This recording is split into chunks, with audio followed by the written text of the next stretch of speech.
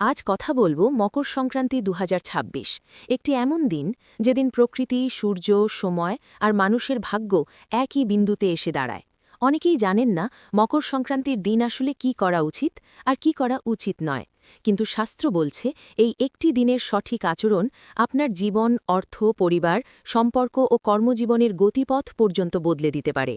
আপনারা জানেন মকর সংক্রান্তি মানেই সূর্যের উৎসব, কিন্তু এবার কি জানেন সূর্যের উত্তরায়ণের ঠিক এই মুহূর্তেই পড়ে গেছে ভগবান শ্রীহরি বিষ্ণুর সবচেয়ে প্রিয় তিথি ষটতিলা একাদশী, অর্থাৎ একদিকে সূর্যদেব, অন্যদিকে পালনকর্তা বিষ্ণু।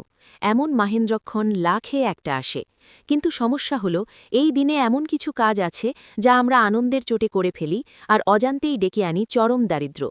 খুব মন দিয়ে শুনুন, বাঙালি মানেই মকর সংক্রান্তিতে পিঠে পুলি আর খিচুড়ি খাওয়ার উৎসব, কিন্তু ২০২৬-এর এই সংক্রান্তিতে ভুলেও, আমি রিপিট করছি, ভুলেও চালের তৈরি খিচুড়ি বা অন্ন গ্রহণ করবেন না। কারণ একাদশীযুক্ত সংক্রান্তিতে চাল স্পর্শ করা মানেই পাপকে ভোজন করা। এই একটি ভুল আপনার সারা বছরের ইনকাম বা রোজগারের রাস্তায় বাধা হয়ে দাঁড়াতে পারে। মকর সংক্রান্তি ২০২৬ ঠিক কবে? ২০২৬ সালে মকর সংক্রান্তি পড়ছে ১৪ই জানুয়ারি বুধবার। জ্যোতির্বিজ্ঞানের হিসেবে এই দিন সূর্যদেবতা ধনু রাশি ছেলে মকর রাশিতে প্রবেশ করবেন। একে বলা হয় সূর্যের উত্তরায়ণ গমন, যা শাস্ত্রে অত্যন্ত শুভ। কেন এই সংক্রান্তি এত বিশেষ? ২০২৬ সালে মকর সংক্রান্তির সঙ্গে একাদশী তিথির সংযোগ ঘটছে। এই ধরনের যোগ বহু বছর পর তৈরি হয়। শাস্ত্রমতে এই দিনে করা ভালো কাজের ফল শতগুণ, আর ভুল করলে তার প্রতিফলনও বহুগুণে ফিরে আসে। এই দিনে প্রথম করণীয় কি? ভোরে, সম্ভব হলে সূর্যোদয়ের আগে জেগে ওঠা। শীত থাকলেও এই একটি দিন আলস্যে কাটানো উচিত নয়। সূর্যদেব এই দিনে বিশেষভাবে মানুষের আচরণ লক্ষ্য করেন, একথা সূর্য পুরাণেই বলা আছে। মকর সংক্রান্তির স্নান শুধু শরীর পরিষ্কারের জন্য নয়, এটি মন ও চিন্তার শুদ্ধতার প্রতীক। জল সূর্যের কিরণে স্পর্শ পেয়ে শক্তি ধারণ করে, এই বিশ্বাস শুধু ধর্মীয় নয়, প্রকৃতিগতও। এই দিনে সূর্যকে জল অর্পণ করলে মানুষের আত্মবিশ্বাস, সিদ্ধান্ত নেওয়ার ক্ষমতা ও কর্মজীবনের গতি শক্তিশালী হয়।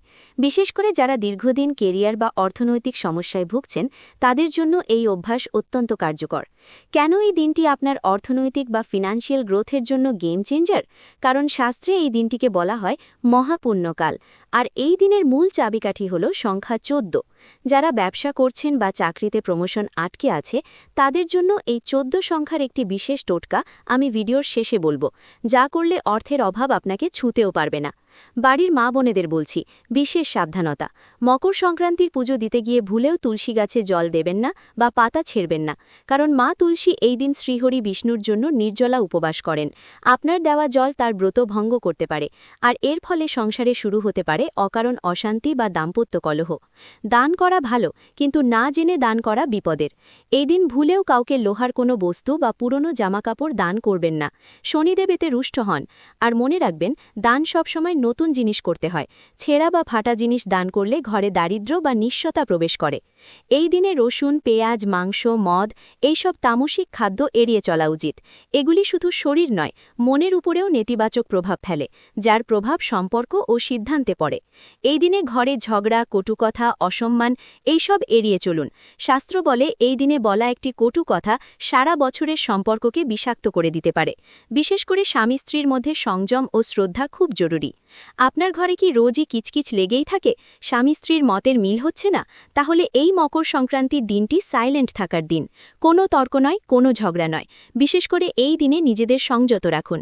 শারীরিক সম্পর্ক বা স্বামী স্ত্রীর মিলন এই বিশেষ তিথিতে শাস্ত্রে কঠোরভাবে নিষিদ্ধ। এতে জীবনী শক্তি বা ভাইটালিটি নষ্ট হয়। মকর সংক্রান্তির দিনে ঋণ নেওয়া উচিত নয়, বরং চেষ্টা করুন ঋণমুক্ত মানসিকতা নিয়ে দিনটি কাটাতে। সূর্য উত্তরায়ণ মানে উন্নতির পথ খোলা। এই দিনে নেওয়া সংকল্প কেরিয়ারে দীর্ঘস্থায়ী প্রভাব ফেলে। আসল আলোচনায় যাওয়ার আগে একটা ছোট্ট অনুরোধ, আমরা একটা পরিবার, আর আমি চাই আমাদের এই সনাতন পরিবার আরও বড় হোক। তাই এখনই চ্যানেলটিকে সাবস্ক্রাইব বা ফলো করে দিন। আর ভিডিও ডেসক্রিপশন এবং পিন কমেন্টে আমাদের হোয়াটসঅ্যাপ চ্যানেলের লিঙ্ক দেওয়া আছে, সেখানে জয়েন করতে ভুলবেন না। কমেন্টে একবার ভক্তি ভরে লিখুন জয় সূর্যদেব। আপনার এই ছোট্ট কমেন্টও কিন্তু একটা পজিটিভ এনার্জি। এখন আসি গভীর ব্যাখ্যায়। মকর সংক্রান্তি আমাদের শেখায়, যখন সূর্য নিজের দিক বদলায়, তখন মানুষেরও উচিত নিজের জীবন দর্শন বদলানো। শুধু পূজা নয়, এই দিনটি আসলে নিজেকে নতুনভাবে গড়ে তোলার সুযোগ। জীবনে যদি বারবার অর্থ আসে কিন্তু টেকে না, সম্পর্ক থাকে কিন্তু শান্তি নেই, কাজ আছে কিন্তু তৃপ্তি নেই, তাহলে বুঝতে হবে সূর্যতত্ত্ব দুর্বল। আর সূর্যতত্ত্ব শক্তিশালী হয় সংযম, দান, সত্য ও শুদ্ধ আচরণে। এই দিনে বয়োজ্যেষ্ঠদের আশীর্বাদ নিন। মায়ের মুখে হাসি, বাবার আশীর্বাদ, এই দুটো জিনিস সূর্যের কৃপা টানার সবচেয়ে শক্তিশালী মাধ্যম। নারীদের জন্য এই দিন বিশেষ গুরুত্বপূর্ণ, কারণ নারীকে শাস্ত্রে বলা হয়েছে গৃহের শক্তিকেন্দ্র। এই দিনে নারীর মন শান্ত থাকলে সারা বছর পরিবারে স্থিতি থাকে। আসুন এবার সেই ১৪ সংখ্যার জাদুকরী ক্রিয়াটি জেনে নিই। মকর সংক্রান্তি আর একাদশী একসাথে, তাই এই দিন ১৪টি মাটির প্রদীপ নিয়ে তাতে তিলের তেল দিয়ে জ্বালাবেন। এই ১৪টি প্রদীপ বাড়ির প্রধান দরজায়, তুলসী মঞ্চে এবং ঈশান কোণে রাখুন। বিশ্বাস করুন, এই ১৪টি আলো আপনার জীবনের ১৪ ভুবনের অন্ধকার দূর করে দেবে। যদি পারেন ১৪ জন গরিব মানুষকে ১৪টি নারকেল বা ১৪টি তিলের লাড্ডু দান করুন। এই দান আপনার পরলোক যাত্রার পথকেও সুগম করবে। যারা অনেক দিন ধরে জব খুঁজছেন বা ব্যবসায় মন্দা যাচ্ছে, তাদের জন্য স্পেশাল টিপস। মকর সংক্রান্তির দিন সূর্যদেবকে অর্ঘ্য দেওয়ার সময় জলের ঘটিতে লাল ফুল, একটু গুড় আর কালো তিল মিশিয়ে দিন, আর মনে মনে বলুন, হে আদিত্য, আমার কর্মজীবনের সমস্ত অন্ধকার দূর করো। এরপর কোনো কালো গরুকে নিজের হাতে গুড় আর রুটি খাওয়ান। শনি এবং সূর্য উভয়ের কৃপায় আপনার আটকে থাকা কাজ এবার ছুটতে শুরু করবে। আগেই বলেছি, চাল বা অন্ন নিষেধ, তাহলে খাবেন কি? এই দিন তিল খাওয়া অত্যন্ত শুভ। তিল আর গুড় দিয়ে তৈরি মিষ্টি ভগবানকে ভোগ দিন এবং নিজেরা প্রসাদ হিসেবে গ্রহণ করুন। সবজি খেতে পারেন, কিন্তু ভুলেও পেঁয়াজ, রসুন, মুসুর ডাল, বেগুন বা ফুলকপি খাবেন না। এগুলোকে এই দিনে তিলক বা মাংসের সমান মনে করা হয়। শরীর এবং মনকে পবিত্র রাখলে তবেই তো ধ্যানের শক্তি বাড়বে, তাই না? আমার মা ও বোনেরা, আপনারা হলেন গৃহলক্ষ্মী। এই দিন আপনারা চুলে শ্যাম্পু করবেন না বা চুল কাটবেন না, নখও কাটবেন না, আর চেষ্টা করবেন হলুদ বা গেরুয়া রঙের বস্ত্র পরতে। কালো রং এই দিন এড়িয়ে চলাই ভালো। আপনারা যদি খুশি থাকেন, তবে মা লক্ষ্মী সেই ঘরে স্থির হয়ে বসেন। আর হ্যাঁ, কোনো সদভা নারীকে যদি ১৪টি সুহাগের সামগ্রী যেমন সিঁদুর, টিপ, আলতা দান করতে পারেন, তবে স্বামীর আয়ু ও যশ বৃদ্ধি পায়। বন্ধুরা, গরু কোনো পশু নয়, তিনি আমাদের মা। ৩৩ কোটি দেবতার বাস তার শরীরে। মকর সংক্রান্তির দিন যদি নিজের হাতে গোমাতাকে সবুজ ঘাস বা পালং শাক খাওয়াতে পারেন, তবে আপনার জন্মছকের বুধ গ্রহ স্ট্রং হবে, ব্যবসায় বুদ্ধি খুলবে। আর যদি গুড় খাওয়ান, তবে সূর্য মজবুত হবে, মানে নাম যশ হবে। এই সামান্য কাজটা করে দেখুন, রেজাল্ট হাতে নাতে পাবেন। পরিশেষে একটা কথাই বলবো, দিনক্ষণ মেনে চলাটা কুসংস্কার নয়, এটা হলো প্রকৃতির সাথে নিজেকে সিঙ্ক করানো। ২০২৬-এর এই মকর সংক্রান্তি আপনার জীবনে নিয়ে আসুক অপার শান্তি, প্রচুর অর্থ এবং সুস্বাস্থ্য। কোনো চিন্তা করবেন না, ভগবান শ্রীহরি আপনার সাথে আছেন। এই একটি দিন যদি আপনি বুঝে কাটাতে পারেন, তবে ধীরে ধীরে জীবন নিজেই আপনাকে পথ দেখাবে।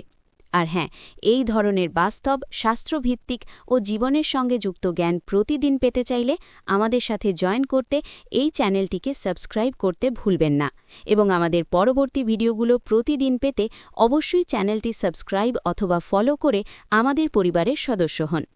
পরবর্তী ভিডিওতে আমরা জানব মকর সংক্রান্তির রাতে একটি ছোট ভুল কিভাবে সারা বছরের সৌভাগ্য আটকে দিতে পারে। তাই যুক্ত থাকুন, কারণ জ্ঞানই আসল শক্তি।